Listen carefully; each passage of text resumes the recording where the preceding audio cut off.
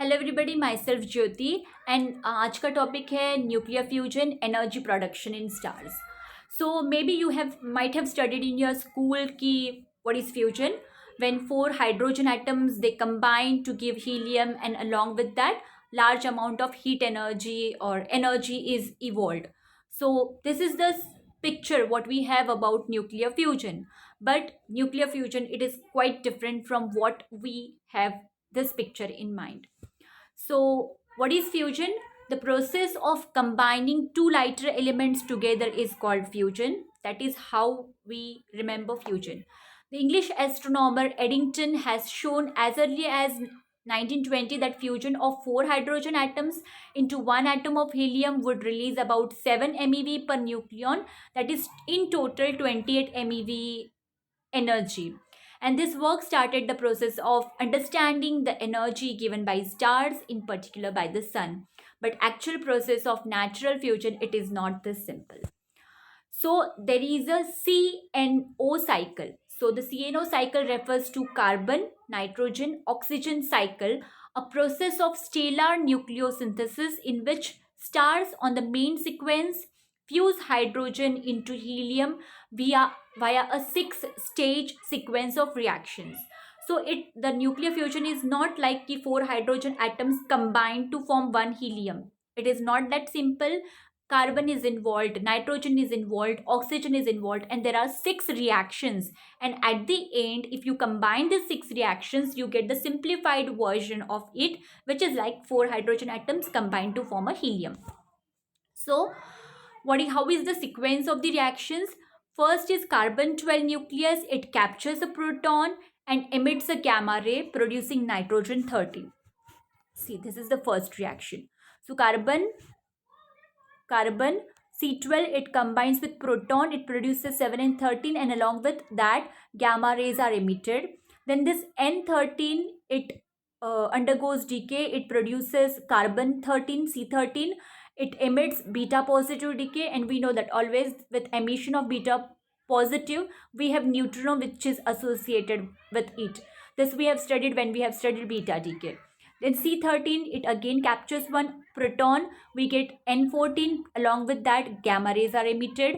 N14 combines with a proton. It produces O15, and again gamma rays are emitted. O15 undergoes decay. It produces N15. Positive beta rays are emitted, along with which we have a neutrino. N15, it captures a proton. It produces C12 and helium. So these are the six reactions which are actually taking place. Now what you do, you add these reactions. Left hand side में whatever reactants you have, you add, and products उसको add करो. And whatever same terms you will be having on both the sides, cancel out those terms. So at the end what you will get, just check.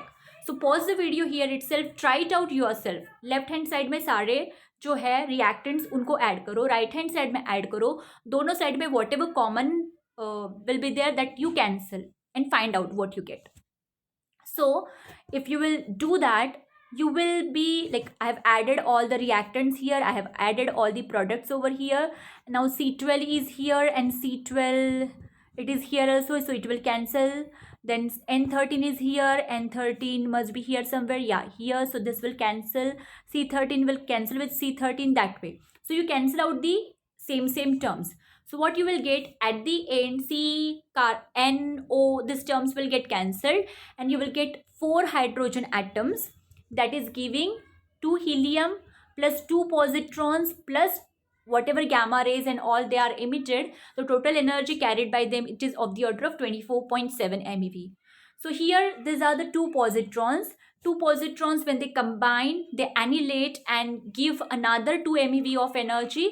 So total energy, so you can write down this equation as 4 hydrogen atoms gives 2 helium plus total energy, it is 26.7 MeV. Out of this 26.7 MeV, approximately 25 MeV hits the star, and the rest is carried off by the neutrinos. So here, why the nuclear fusion, it has to go through those 6 steps. Why 4 hydrogen atoms do not directly combine rather than going through the CNO cycle? because even at high temperature inside stars, protons do not have sufficient kinetic energy to overcome their mutual repulsion. We know that protons, they are positively charged. When we are trying to combine four protons, basically all these four protons, they are positively charged, they will repel each other. And even at high temperature, we know that the temperature inside stars, it is very very high. Even at that high temperature, these protons, they are not able to overcome the Coulombic repulsive force and mutual repulsive force, and that is how we cannot combine four hydrogen atoms directly. It has to undergo through the CNO cycle. But when you do the calculations at the end, the reaction, the simplified version of that reaction, it looks like four hydrogen atoms combining to give helium and energy. So this is about nuclear fusion. Thank you so much.